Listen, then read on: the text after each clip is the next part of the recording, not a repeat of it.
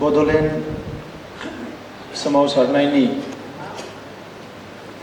जोंनि गोबां मुंख्लंफोरखौ मान होनानै गोबां मुंख्लंफोरनि गेजेराव माखासे मुंख्लं नखरनो दिनै अनसुंथाइ होनाय बे हाबाफारियाव बाहागो लाफैनो हानाय जोंनि आसामनि मन्त्रि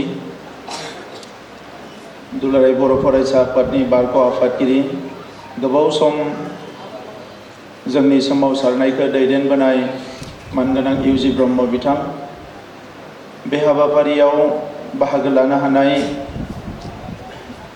एनडिपिनि बारग' दैदेनगिरि आथिखालाव इएम रनजित बसुमतारी बिथां बे हाबाफारियाव बाहागो लानो हानाय मोनसे समनि एबसु बिपिएससिनि दैदेनगिरि आरो आथिखालाव इएम रेवरेवा नार्जिहारी बिथां बे मेलाव बाहागो लानो हानाय जोंनि गासैबो इएम बिथांमोन एमसिएलए बिथांमोन बड'लेण्डनि प्रिन्सिपाल सेक्रेटारि अनुराग गयेल बिथां बड'लेण्डनि सेक्रेटारि सुजित बाग्लारी बिथांजों लोगोसे गासैबो अफिसार बिथांमोन दिनैनि बे हाबाफारियाव नुजाफैनो हानाय मुंख्लं नखरनि बिमा बिफा फंबाय बिनानाव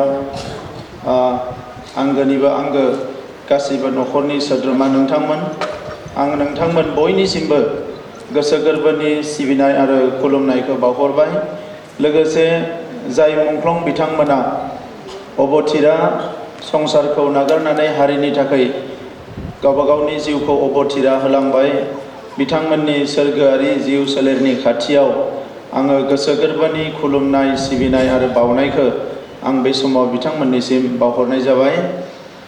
दा मानगोनां नोंथांमोन जोंनि बुंथिगिरि बिथांमोना जोबोद गेबें रावजों नोंथांमोननि सिगाङाव फोरमायनानै होलांबाय बर' माहारिया मुलुगाव थांनानै थानो थाखाय बर' माहारिनि थामोनथा बर' माहारिनि रैखाथि आरो बर' माहारिनि सोरगिदिं जौगानांगौनि थाखाय जोंहा थांनाय 40 बोसोरसो बर' हारियाव गोबां रोखोमनि सोमावसारनाय जालांबाय। गिबियावनो बर' थुनलाइ आफादनि सोमावसारनाय हांखोनि थाखाय बिनि उनाव एबसुनि आलादा रायजोनि सोमावसारनाय बिएलटिनि आलादा रायजोनि सोमावसारनाय आरो एनडिपिनिबो उदां हादोर नागिरनानै उनाव आलादा रायजो नागिरनानै सोमावसारनाय जोंनि खर'साजों बारलांबाय। दा बे गोलाव सोमावसारनायाव जोङो 5,000सो जोंनि आगोमा बिदा फंबाय बिब' बिनानावफोरखौ जिउ खोमानानै लानो गोनां जाबाय। जोंनि बर' हारिनि जारिमिनाव बियो बेसेबा गिदिर मोनसे जाथाय जे बर' हारिया मुलुगाव गावनि सिनायथि गावनि राव थुनलाइ गावनि हारिमुखौ लानानै थांनानै थानो थाखाय नारा नाथा नाजानानै जुजिनानै 5,000 सुबुंनि जिउ गारनांनाया बियो बर' हारिनि थाखाय मुलुगाव बेसेबा गिदिर मोनसे जांख्रिथायारि जारिमिन आरो बे सासे मुंख्लंनि थै आरो जिउ बावनाया जोंनि हारिया मुलुगाव थांनानै थानांगौनि थाखाय जोंनि हारिया गावबा गावनि मोनथायखौ मोनफुंनांगौनि थाखाय जोबोद गोख्रों बिहोमा बिथांमोना जोंनो होलांदों। दिनै जोंनि हारिया मुलुगाव सिनाय जादोंब्ला बे मुंख्लंफोरनि थाखाय जोंनि हारिया दिनै बेबायदि गसंथानो हादोंबा बिएससि बिटिसि आरो बिटिआर मोननो हादोंब्ला जों बे मुंख्लंफोरनि थाखाय। दा बेनिखायनो बे मुंख्लंफोरखौ जोङो मालाबाबो बावलांनो हानाय नङा आरो बावलांनाया हारिनि थाखाय मोजां जानाय नङा। मुंख्लंआ मुंख्लं जि मुं लानानै जि आफादनि जानानै सोमावसारा मानो बियो जोंनि बर' हारिनि मुंख्लं। मुंख्लंखौ लानानै जेबो रोखोमनि राजखान्थि जानो नाङा बियो उमुग राजखान्थिनि बियो तामुग राजखान्थिनि बियो उमुग आफादनि बियो ओरैबायदि आफादनि बेबायदि जानो नाङा। दा नंखायनो माखासे बोसोर सिगांनिफ्रायनो आं बुंदों जे दिनै बर' हारिनि मुंख्लंफ्रा एबसुनि बिएलटिनि एनडिपिनि जाय मुंख्लंआनो जाया मानो बेयो जोंनि हारिनि मुंख्लं आरो बिसोरखौ मान बावनाया साफ्रोमबो बर' फिसानि बिबान। दा बे हिसाबै दिनै जोङो इउपिपिएलनि सरकार थानाय समाव सोरबाया उमुग सोरबाया आमखाया ओरैजों थायो होननानै जों सायख'नो नागिराखै। जों बयनोबो मान होनो थाखाय नाजादों आरो बड'लेण्ड जे जोंनि बिटिआर गोरोबथा 2020आव सक्ति खालामनाय बेवहाय मोनसे दफा दङ।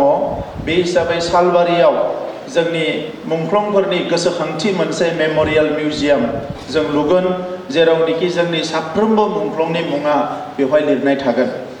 सोरबा 100 बोसोरनि उनाव सोरबा गोबां बोसोरनि उनाव जुदि नायगिरफैयोब्ला आंनि बंस'नि सासे सोरबा मानसिया बर' हारिनि थाखाय बर' हादरनि थाखाय नांदोंमोन आमखा बसुमतारी, बियो 100 बोसोर 200 बोसोरनि उनावबो नायगिरनानै जाहाथे मोनो, बेबायदि माखासे मिउजियाम जोङो लुनो नागिरदों सालबारियाव। मानोना जों मिथिगौ इजराइल होननाय मोनसे हादोरा मोनसे समाव गोमालांबायमोन, नाथाय 300 बोसोरनि उनाव बिथांमोना खौसे जाफिननानै इजराइल हादोरखौ आरो सोरजिफिनदों। दा जोंहाबो दिनै जोंनि हारिनि मानसिफ्रा नाङैनो बर' रावा 87 थिसनजाबाय, बर' थुनलाइया जोबोद जौगाबाय, जोङो बर'नि थाखाय माखासे गोदान गोदान फसंथानफोर लुनो हाबाय। बे गासैबो मोनसेनि उनाव मोनसे मोनलांगासिनो दङ। दा आद्रा थानाय जिखिनि हाबाफारि बेखौ मावनो थाखाय जोङो जानजि खाफ्रादों। दिनै जोङो राजखान्थिनि मुङाव राजखान्थि खालामनो फैयाखै। सोरबा साफा सानैया ससियेल मिडियायाव बायदिसिनायाव जोंखौबो गोबां खोथा बुङो। दा बियो अरजाया, सोरबाया गावनि गोसो बायदियै गोबां खोथा बुङो, नाथाय गोसो गोरबोनिफ्राय जों हारिखौ मोजां मोनो, हारिखौ सिबियो आरो हारिनि थाखायसो राजखान्थि खालामनो फैदों। गावबा गावनि थाखायबा जोङो सोरबा 20 बोसोर सोरबा 30 बोसोर न' बां गारनानै हाबा मावबाय हारिनि थाखाय, आरोबाव सोरजोंबा रायजानानै बुंजानानै मावनांगौनि गोनांथि गैयामोन।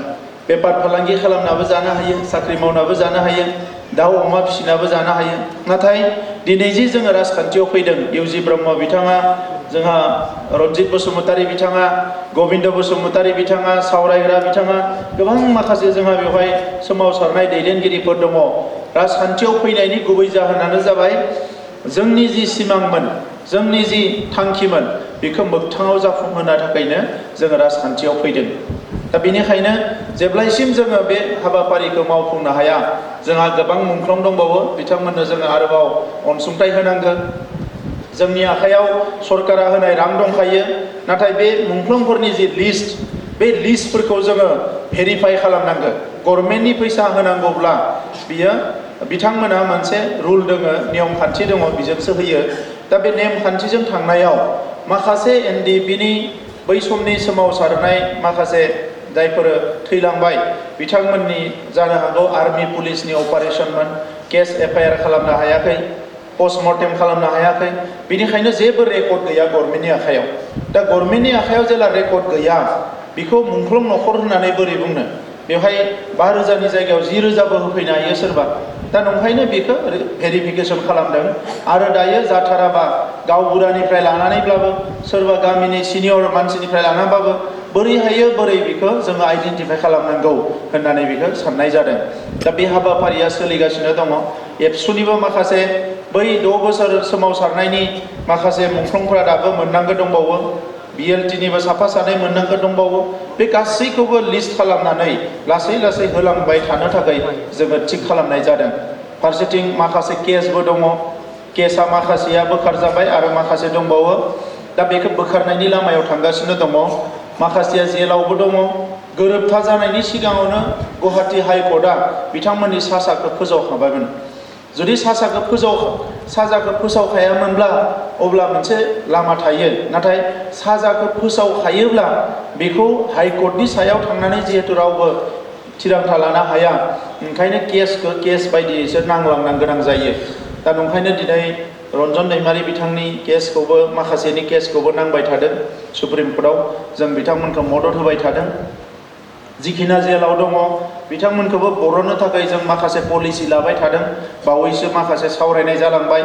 जोङो मिथिया गोबां न'खरफ्रा जुदा जुदा उकिल हमनानै केसफोरखौ नांदों। दा बेखौ जों ज' खालामनानै गभर्नमेन्टनि मददजों जोङो माखासे उकिल होनानै बिथांमोनखौ बोरैहाय जयै नांनो हायो, जेलनिफ्राय बरननो, बे हाबाफारिखौबो जोङो आखायाव लानाय जादों। दा बेनि अनगायै जोङो आरोबाव फिन रोदोमखां होननाय मोनसे बिथांखि लानाय जादों, जेराव जाय न'खरनि जोंहा एनडिबिनि न'खर जायफोर दिनै दङ थांनानै साख्रि मावनो बैसो गैला, सोरबा माबा मोनसे मावना जानो हाला, बेबायदिफोरनो बिथांमोननो माबा माबि राहा लामा बरनना होनो थाखाय सोरबा दाउ अमा फिसिनाय, सोरबा बायदिसिना आबाद मावनाय, बेफार फालांगि खालामनाय, बेबायदि गुबुन गुबुन खामानि मावनानै जानो हानायनि थाखाय फिन रोदोमखांनाय मोनसे बिथांखि लानाय जादों। आरो बेखौ एनडिबिनिनो माखासे बारग' सेंग्राफोर आरो गुबुन गुबुन माखासे जोंनि लाइमोनफोर गोसो गुदुं ज' जानानै फिन रोदोमखांखो बिथांमोना सामलायदों। आरो बिनि गेजेरजों जोङो थाबैनो माखासे मदद जोङो होनो थांगासिनो दङ। दा मानगोनां रायजोफोर, मालाबा मोजां सान फैयो, मालाबा गाज्रि सान फैयो, मालाबा जों जौगायो, मालाबा जोङो फासयो, मालाबा देरहायो, मालाबा जेनो, बेबायदिनो हारिया बेसेबा गोबाव फैबाय। नाथाय दायो मोनसे मोजां थासारि फैबाय। दिनै जों नुदों गिबि खेबनि थाखाय जोंनि ओनसोलाव आर्मि पुलिस गैला। मोनसे समाव अखा नायबानो आर्मि पुलिस न'खर खाथियाव, जोंनि बिमाफ्रा गोसोआ बोरैबा मोनो, जोंनि बिनानावफ्रा गोसोआ बोरैबा मोनो, बा जोंबो सरासनस्रायै नर्मेल मोनसे गामियाव नाङा फाङा सासे मानसिखौ नागिरनो फुंनि मोनानि आर्मि फैबाय थायोब्ला, नाङा बाङा सोरखौबा सोङो डिस्टार्ब खालामोब्ला, बे गासैबो थासारियानो जोबोद बोरैबा जायो। दा बिनि थाखायनो नाजाथाबनानै 2020 मायथाइयाव गोरोबथा खालामबाय। आरो बेवहाय एनडिबिपि, एनडिबिआर, एनडिबिएस जेसेबां दङ गासैबो बेवहाय गोरोबथायाव बाहागो लानानै बर' हारियाव दिनै गोजोना फैबाय। दा बे गोजोनखौ जों अराय सम लाखिनांगोन। नैबे समा जोङो रांखान्थि जौगानाय, समाज जौगानाय, बायदिसिना नोङो जौ जुवाफोरखौ फोजोबनानै मोजां सोद्रोम समाज दानायनि जों हाबा मावनांगोन। दिनैबो गोबां गोरिब गुन्द्रा बर' न'खराव दङ, बर' समाजाव दङ, जोंनि माहारियाव गोबाङानो लेखा फरायनो हाया गथ'फोरखौ, गोबाङानो नांगौ बायदि न' बां लुनानै लानो हाया। बे जेंनाफोरखौ दिनै जों सरकाराव फैनानै मोनसे मोनसे सुस्रांलांनो थाखाय जों आखायाव लादों। दा दिनै नोंथांमोनखौ लोगो मोननानै मोजां मोनबाय। आङो बेखौल' खावलायनो सानदों, 5 लाख राङा बारा गिदिर रां नङा, बियो बिराद बुरजा रां नङा। नाथाय 5 लाख राङा बोरैबा सानोबा बिराद बुरजा रांबो। मालाबा 500 रांनि थाखायनो जोङो मुलि जानो हाया, मालाबा 500 रांनि थाखायनो जों गस्ला गांसे बायना लानो हाया। स' 5 लाख राङा फारसेथिंनिफ्राय नायोबा खमबो नङा। दा बे 5 लाख रांखौ जेब्ला प्लेनिं गैया अब्ला नाङा फाङा खरस खालामफ्लांगोन। ओंखायनो नोंथांमोना जाहाथे मोजाङै खरस खालामो। बेखौ लानानै सोरबाया बायदिसिना खोथा बुंनो हानाय जे न'खराव नोंथांमोना साननानै नाय जे बोरैबा न'खरा जौगानो हायो, बेबायदि खामानिफोरखौ माव। आरो बेवहाय सरकारनिफ्राय आरोबाव माबा मदद नांबावगौबा, नोंथाङा 5 लाख रां मोनबाय, माबा मोनसे बिजनेस खालामनो नागिरदों, गभर्नमेन्टनिफ्राय लन एसे नांदेरबावो, 2 लाख, 3 लाख, 5 लाख, 10 लाख, अब्ला जोङो गभर्नमेन्टनिफ्राय बेंकफोरखौ बुंनानै होगोन जे बिथांमोना ओरैबायदि मावनो नागिरदों, 5 लाख गावहा दङ, आरो 3 लाख रां होनांगौ। 9 लाखबा बियो मोजां मोनसे अमा फार्म खुलिनो हायो, दाउ फार्म बानायनो हायो, मायबा मोनसे बानायना मावनो हायो, दाउ फिसिनो हायो, दाउ बिदै प्रडाक्ट खालामनो हायो, मासरुम फिसिनो हायो, बायदिसिना खामानि मावनो हायो। हेन्दलुम माने बानायनो हायो, न'आव जि दानाय मेचिन बायनो हायो, 2-3 2-3 न'खराव गावसोरबो दाबाय, मालायखौबो दाहोबाय। दख'ना आर'नाइ नांगौ, आजिखालि बिराद फैसा मोनो मोजाङै मावोबा, आरो राङाबो फैबाय थायो। बोरमा फिसिनो हायो, ना फिसिनो हायो, जायखिजाया जिखौनो मावा मानो बेवहाय नोंथांमोना मोजाङै माव। आरो माबाफोर मदद नांगौबा जोङो सरकारनिफ्राय मदद होनो थाखाय नाजागोन। रांखौ डाइरेक्ट रां मदद होनो हायाब्लाबो सरकारि स्किमनि गेजेरजों बेंकफोरखौ बुंनानै, बायदिसिना फसंथानफोरखौ बुंनानै बोरैहाय मदद खालामनो हायो, बे लामाखौ जों लानाय जागोन। आङो बेखौ नोंथांमोननि खाथियाव बुंबाय। आरो सोरबा थानो हानाय जोंहा सेंग्राफोर न'खराव आङो खावलायनो सानो जे बे फैसाखौ जाहाथे मटर साइकेल बायनानै ओरैनो खरस खालामा। बियो सोरनिबा जिउ थांनायनि उनाव जोङो बे फैसाखौ मोनदों एसे मान बान्था हिसाबै बा मान हिसाबै, दा बेखौ जाहाथे न'खर जौगानायनि थाखाय बाहायनो हायो, न'खरनि माबा मोनसे लाबनि थाखाय बाहायनो हायो, बेखौ जाहाथे बयबो गोसो होयो। आं बेखौनो खावलायनानै बयनिसिमबो खेबसेबाव गोसो गोरबोनिफ्राय सिबिनायखौ आं बावहरनानै आंनि बुंनायखौ बेवहायनो फोजोबबाय। दा जिखिनि बाखि दंबावो बेखिनिया जाहाथे बयबो गावनि सेकखौ लानानै थाङो। सोरबा साफा सानैनिया दानि बुंदों मुंफ्रा मायबा मिस्टेकफोर जानो हानाय फिसा फिसौ, बेखौ लानानै जेबो साननाङा, कारेक्सन खालामना होनाय जागोन। नोंथाङा माबा मोनसे मोनोब्ला लोगो लोगो बेखौ कारेक्सन खालामबानो जाबाय। आरो बेवहाय जोंनि सानै अफिसार सासे सुजित बाग्लारि आरो सासे अनित्य ब्रह्म बिथांमोना जोबनाय फारसे गावबा गावनि फन नाम्बारखौ बुंनानै होगोन नोंथांमोना बेखौ नट खालामना लाबानो जाबाय मायबा उसुबिदा जायोबा बिथांमोनखौ जाहाथे फन हरो जे आंनि चेकआ ओरैबायदि गोरोन्थि जाबाय आंनो कारेक्ट खालामना हरनांगोन बिथांमोननो जाहाथे नोंथांमोना फन हरो बेखौनो बुंनानै आङो फोजोबनाय जाबाय गोजोन्थों। गोजोनथाव खौरां बङाइगाव मेरिडियान किया मटर्स श'रुमआ नोंथांनो लाबोदों गोदान अफार। मेरिडियान किया मटर्स श'रुमाव नोंथाङा खम बेसेनावनो किया कम्पानिनि गुबुन गुबुन मडेलनि गोदान गारिखौ लानो हागोन। बेनि अनगायैबो मिथिनो गोनां बाथ्राया बेनोदि किया कम्पानिनि 2022 मडेलनि गारिखौ गासै 40,000 रां रेहायाव मोननो हागोन। बेजों लोगोसेनो बे श'रुमाव जेखिजाया कम्पानिनि गोजाम गारिखौ सोलाय सोल' खालामनोबो हागोन। दासान्दि बे अफारा सोलिगासिनो दं। मेरिडियान किया मटर्स श'रुमआ सा बङाइगाव साफागुरि रड आगराला देहा फाहामसालिनि साखाथियाव थानाय महामाया हटेलनि अपोजिट साइडआव दं। बे अफारखौ मोनफुंनो थाखाय नोंथाङा अनलाइनबो बुकिं खालामहरनो हागोन।